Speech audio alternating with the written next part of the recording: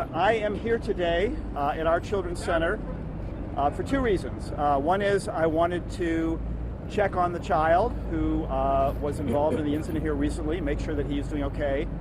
And second, I want to have a chance to talk with the staff here and really thank them for how well they handled a difficult situation. And they did. They handled it extremely well. I'm happy to report to you, just spent a little time with the child. He's doing fine. He's happy, playing video games, but happy and healthy. And I can also say that our staff are continuing to do the outstanding work that they do every single day here, taking care of him and taking care of all the children here at our Children's Center.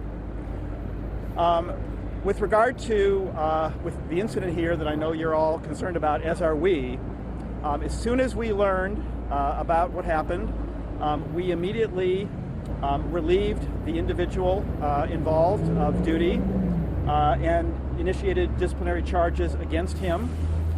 We also immediately informed the NYPD and began the sequence of actions with them that led to his arrest yesterday. We are, within ACS, we are reviewing the circumstances. Yeah. Sure, sorry about that. Noisy First Avenue. Within ACS, we are reviewing the circumstances that led to this individual's hiring here some years ago. We will get a thorough understanding of that and how that happened. But I can tell you that today we have hiring protocols in place that are much stricter with regard to hiring and vetting of staff for positions that involve working with children and working with young people. Anyone who is a candidate for a position like that, or a position like here at our Children's Center, goes through a background check with the state's Justice Center. We follow their guidelines with regard to when a prior criminal conviction is a bar to employment in a role like this. And in addition to that, we do an individualized review of every single candidate to make sure that we are comfortable that they can safely and appropriately work with young people before we hire them. Now, we believe in second chances, and it is not city policy that a criminal conviction of any kind is a permanent bar to city employment. I'm sorry, would you mind repeating that because of the buses? Sure, okay. Go ahead. Closer, okay, it's better? Is this better? Okay. As I was saying, we believe in second chances. We do not believe, and it is not city policy, that any criminal conviction is a bar to any kind of city employment forever. But when it comes to working with children, we have to have stricter scrutiny, we have to have higher standards, and we do. And I can tell you that I believe that today, under the protocols that we currently use for hiring, this individual would not have been hired into this position. We have zero tolerance for violence against children, and one of the reasons I'm here today is to reassure all of our staff that we're doing everything we can to make sure that that commitment is realized in everything that we do. I just want to be clear, there's no reason in which a murderer should be allowed to work with children, or no. Mm-hmm. Even if, you talk about the conviction, but this guy was charged with murder. Yeah. Well, let me tell you, as I said, we use the guidelines of the state's Justice Center. Under those guidelines, if an individual has a prior conviction of any kind of sexual offense, that is a permanent bar. Any kind of offense involving child endangerment, that's a permanent bar. And any kind of felony offense, that's a bar if it occurred within the previous 10 years. It actually is not a permanent bar under state Justice Department's Justice Center standards that we use. Commissioner, could you tell us whether a convicted murderer should have been hired to work with children?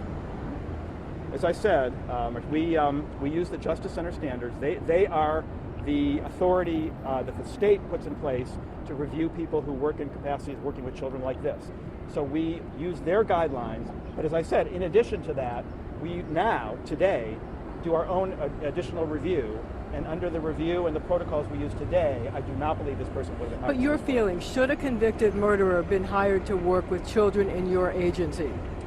The most important thing for us is child safety, and we will do everything we can to ensure that any child that is under our supervision is safe. But you're not answering the question, should he have been hired? I have to again defer to the state's Justice Center. This is obviously a very serious crime, and we're going to, as I said, we're going to review the circumstances under which he was hired several years ago and make sure that if there's anything we need to do, tighten our standards. But we have put in place new protocols at ACS using the Justice Center, but also heightening our own scrutiny to make sure that everyone we hire is safe to work with children. Would you have hired him? I said, under our current protocols, I do not believe he would have been hired today to do this work. Is this hiring emblematic of greater systematic issues? Is his hiring emblematic of systemic issues? Well, as I said, under our current protocol, our current protocols.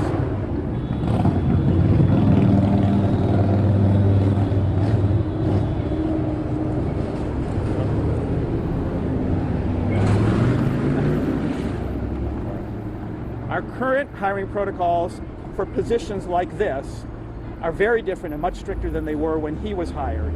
We want to make sure that there is no one else that was hired previously. So the other thing we are initiating now is spot checks on individuals who were hired previously to make sure that the vetting, and if we need to do additional vetting, we'll do that to make sure they meet our current standards. And how is that working, the spot check? Did he fit the criteria at the time, or was he hired by mistake? We're doing a thorough investigation of that hiring, which took place several years ago, to answer exactly that question. So you don't What know. have you found so far? We're doing an investigation to answer that question. What was the criteria change? As you know, I came on as commissioner about a year and a half ago. As soon as I became commissioner a year ago, spring of 2017, I initiated a top-to-bottom review of the agency, both our programmatic policies and all of our administrative procedures, including our hiring procedures. And so the changes that we have made resulted from that review that I initiated last year. Nothing has changed in DCAS's exam process for that position. It's always been a position in which you have to get a background check, you have to get fingerprints, and nothing has changed in the last 20 years in terms of that. So